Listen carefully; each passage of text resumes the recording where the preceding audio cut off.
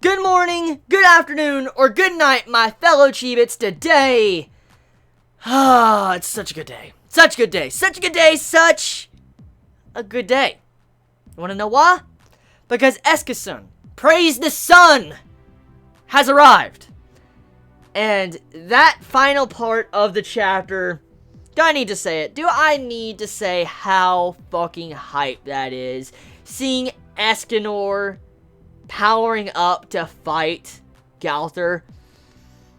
Oh my god. Galther, you're dead as fuck. You're dead. You're fucking dead. You're dead. You're dead. I'm sorry. Galther, Escanor has already been shown to be stronger than the Ten Commandments, at the very least in physical power and might, and nobody could touch him. He made fucking 2 Ten Commandments like commit suicide almost. That's pretty much what Escanor did. He didn't even try. Galther, I'm sorry. You're gonna learn what emotions is probably when you finally face Escanor, because one does not simply shit on pride. One does not simply shit on him and try to kill him. One doesn't simply do that. And now seeing Escanor powering up, damn. So this chapter dives into Escanor's backstory of where he kind of came from, and how he was born, and how he was treated as a human being growing up. Apparently, he was someone well known and really high status. And Escanor had a brother, and his brother didn't really act like a good, kind person. Escanor was picked on.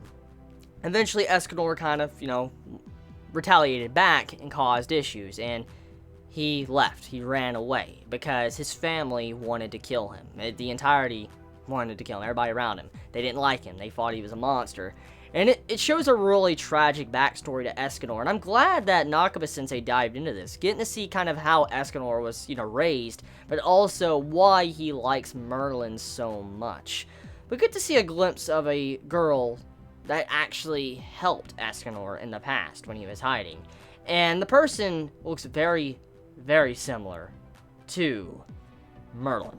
I wonder how many of you actually realize that, but that character looked very similar to Merlin. But then, after that though, once all that was done, you see Merlin pop up and say why she's not scared of Escanor. She calls him a regular human being, and Escanor's like, why are you here? You better run and all that. You should be scared. You should fear me and all that. And Merlin goes along how she normally acts. She's like, oh, I don't have this emotion, all that. Just very interesting.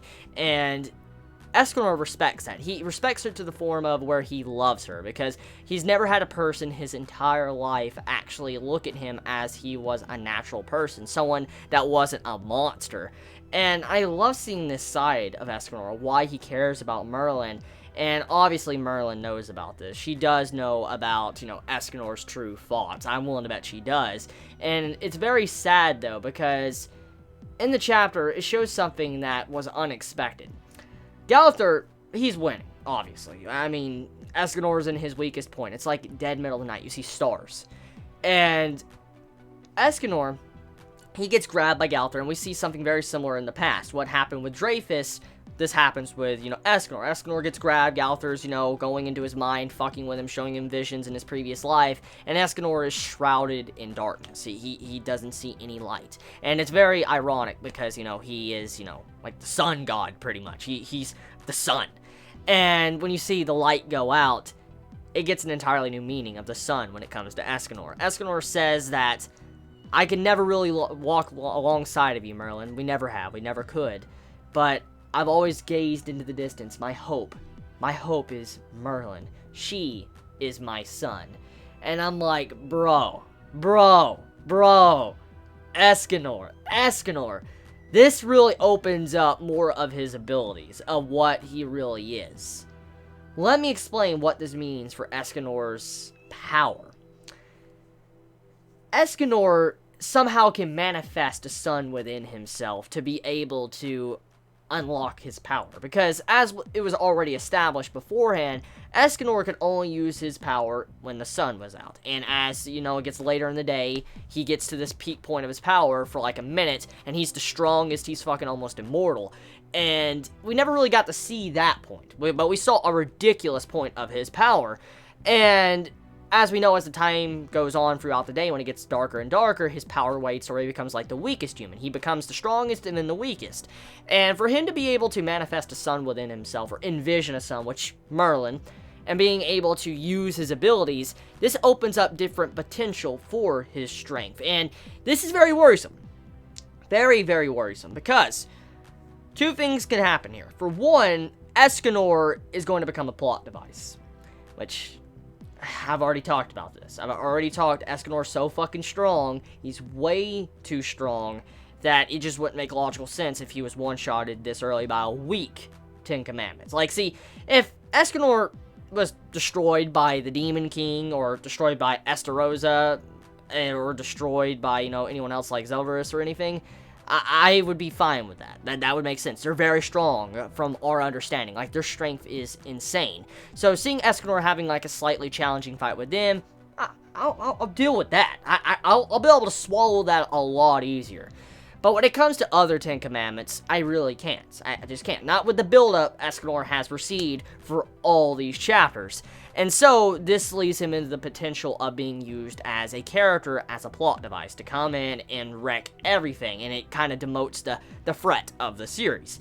But now Escanor is able to, you know, use his ability at any time he wants. So, this needs to come with repercussions, obviously. Instantly needs to come with repercussions, because one of the main things that made Escanor balanced was the nighttime. That's what made him balanced. That's what made him at the level to where we all could accept him being at his level, because when nighttime hits, he's fucking weak, someone can easily kill his ass. And Escanor thought he was dead a couple chapters ago. He thought he was dead as fuck, but he was fine, he was saved. So because of this, we know for a fact that Escanor can, in fact, die. He does fear death, in a way. And so, Escanor, his weakness at night, it was a huge balance. Like, it balanced his character out. But now that he can use his abilities, his strength at night, this throws in a whole amount of questions. For one, Escanor is now using abilities. That's in the dead of night. But he's envisioning a sun. So, the concept is there. So, it's not directly linked with the sun. Maybe it is, maybe it's not. He does have a curse. But maybe if he also envisions a sun inside of himself, he can use his abilities. Maybe not to the same exact extent as he could if it was actually daytime outside. Because if you look at Escanor's, you know, appearance, he has buffed up muscles. But it doesn't seem like he's at that level of how he was when he was fighting the previous Ten Commandments. It just does not seem like that. So, my only assumption from this is that Escanor cannot probably reach that pinnacle of power. That'd be fine with balancing. That'd be fine balance. Or, he could use this, but it would severely weaken him afterwards. Maybe he only has like a minute timer, he can only use it for a minute. Maybe he can, you know, not use his power in the middle of the day because he had this curse, or something else. Maybe it makes the curse even worse on himself. I have no idea. But there has to be something here that balances this out, because that is the big thing with Escanor right now. He's a character that's severely fucking broken, and he needs to have balance. So, with this, it's incredible to see how he's going up against, you know, Gallther. It's going to be a curb stomp. Gallther's dead as fuck. He's just fucking... Well, I don't think Gallther's going to die, because, I mean, he has a lot more to establish around his character, who's his creator, and also, you know, more about his Ten Commandment status and stuff. But for now, though, still, he's going to get curb stomped by Escanor. Escanor's going to go in and just whack him to the side. It's going to be fucking GG. Still, this needs to be explained after this fight. I really hope Nakaba-sensei dives into it. I have confidence, because Nakaba-sensei is very good with his character designs and how he establishes how they can use his abilities. For instance, what he did with King, of how King couldn't use and spam his fucking sacred treasure, because, you know, it would weaken him to the point to where he can't even move, or he was very weak. We got to see that in recent chapters with his recent fight with the Fairy King. So, we know that Nakaba-sensei tends to love balancing out his characters and showing why they can't go to the maximum extreme of their powers. For instance, Meliodas, he couldn't use all his powers because it was locked away. It was sealed. You know, you have it to also where, you know, King couldn't use his. Like Bon, he has a certain set limit where he can't break. So, with all this being said, I believe Escanor will be balanced out.